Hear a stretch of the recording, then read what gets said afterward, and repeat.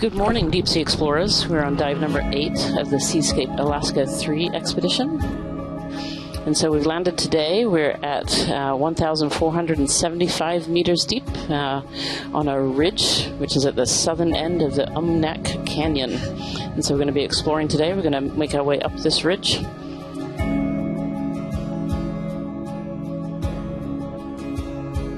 It is pretty amazing. There's all this life down here at 1,460 meters at this point.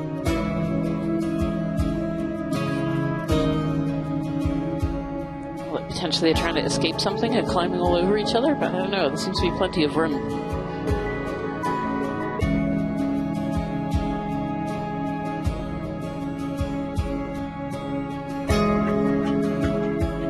Yeah, I think this is one of those giant blob sculpins that we've seen previously.